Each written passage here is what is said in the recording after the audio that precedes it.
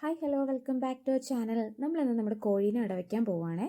അതിനുവേണ്ടി ഇതാ ഒരു ബോക്സും പിന്നെ നമ്മൾ അരിയിലാണ് ഇതുപോലെ മുട്ട എടുത്ത് വെച്ചിരുന്നത്. പിന്നെ നമ്മുടെ പാറ്റച്ചോക്ക് ഒരു കുഞ്ഞു കഷ്ണം എടുത്ത് പൊടിച്ചു വെച്ചിട്ടുണ്ട്. പിന്നെ ഇതാ വെണ്ണീർ ചാരം എടുത്ത് വെച്ചിട്ടുണ്ട്.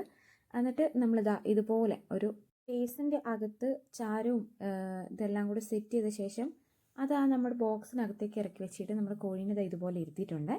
കോഴി അടുത്ത വീട്ടിലെ കോഴിയാണ്. അപ്പോൾ അതുകൊണ്ട് തന്നെ നമ്മളവളെ അഴിച്ചു വിടാറില്ല. ഫുഡ് കൊടുക്കാനും പുറത്തിരുത്താനും ഒക്കെ ആയിട്ട് നമ്മൾ താഴത്തെ കൂട്ടിലേക്ക് എടുത്തിടാറാണ്. ഇതാ ഇങ്ങനെ എടുത്ത് നമ്മൾ താഴെ കൂട്ടിലിട്ട് തിന്നാനും വെള്ളമൊക്കെ കൊടുക്കും. പിന്നെ അവൾ തൂരിയൊക്കെ കഴിഞ്ഞ് കഴിയുമ്പോൾ നമ്മൾ അതുപോലെ തിരിച്ച് കയറ്റി മേലേക്ക് വെക്കുക ചെയ്യുന്നത്. നമ്മുടെ കോഴി അല്ലാത്തതുകൊണ്ട് അഴിച്ചു വിടാനൊരു പേടിയായതുകൊണ്ടാണ് കേട്ടോ. അപ്പം ഇപ്പോൾ വെച്ചിട്ട് കുറച്ച് ദിവസമായി. നവംബർ 9-ാം തീയതി ഏകദേശം വിരിയും. ഞാൻ നോക്കിക്കഴിഞ്ഞപ്പോൾ ഏകദേശം 6ഓളം മുട്ടകളിൽ മാത്രമാണ് ചോര ഊറിയതായിട്ട് കണ്ടിട്ടുള്ളൂ. നമുക്കിവിടെ പൂവൻ ഉണ്ടായിരുന്നില്ല കേട്ടോ.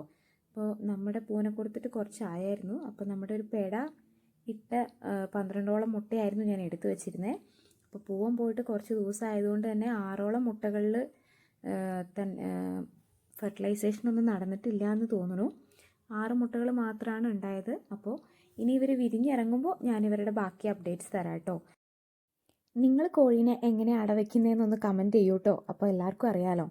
ഞാനിതിന് മുമ്പ് തെരുവപ്പുല്ല് മാത്രം ഉപയോഗിച്ച് അടവച്ചായിരുന്നു. പക്ഷേ ആ സമയത്ത് ഒത്തിരി പെയിൻ വരികയും ഭയങ്കര ശല്യമാവുകയൊക്കെ ചെയ്തായിരുന്നേ. അതിന് ശേഷമാണ് ഈ മെത്തേഡ് ഞാൻ യൂസ് ചെയ്ത് തുടങ്ങി. ഇതിപ്പോൾ എനിക്ക് ഓക്കെയാണ് കേട്ടോ. ഇതാണ് നമ്മുടെ ബാക്കിയുള്ള കോഴികൾ. ഇതിൽ നമ്മുടെ ആ വെള്ളയും കറുപ്പും കൂടിയ പെട ഇട്ട മുട്ടയാണ് ഞാൻ എടുത്തു വച്ചിരുന്നത് കേട്ടോ. ഇവർക്ക് ഇതുപോലെ വൈകുന്നേരം ആകുമ്പോൾ ഒരു അഴിച്ചുവിടലുണ്ട്. ഈ അഴിച്ചുവിടലിലുള്ള ഇവരുടെ സ്ഥിരം മണ്ണിക്കുളിയാണ് കേട്ടോ. ഇപ്പോൾ ഇത് കുറച്ച് ദിവസമല്ലേ ആയുള്ളൂ, മഴയൊക്കെ ഒന്ന് കുറഞ്ഞിട്ട്. അപ്പോൾ മണ്ണൊക്കെ ഒന്ന് ഉണങ്ങിക്കഴിഞ്ഞ് തുടങ്ങിയപ്പോൾ ഇപ്പം നല്ല രസമാണ് കേട്ടോ ഇങ്ങനെ കിടന്ന് മണ്ണിൽ കുളിക്കുന്നത് കാണാൻ. എല്ലാവർക്കും വലിയ ഇഷ്ടമാണ് മണ്ണിൽ കുളിക്കുന്നതൊക്കെ. വീഡിയോ ഇഷ്ടമായെങ്കിൽ സബ്സ്ക്രൈബ് ചെയ്യാനും സപ്പോർട്ട് ചെയ്യാനും മറക്കരുതേ. അപ്പോൾ ബൈ.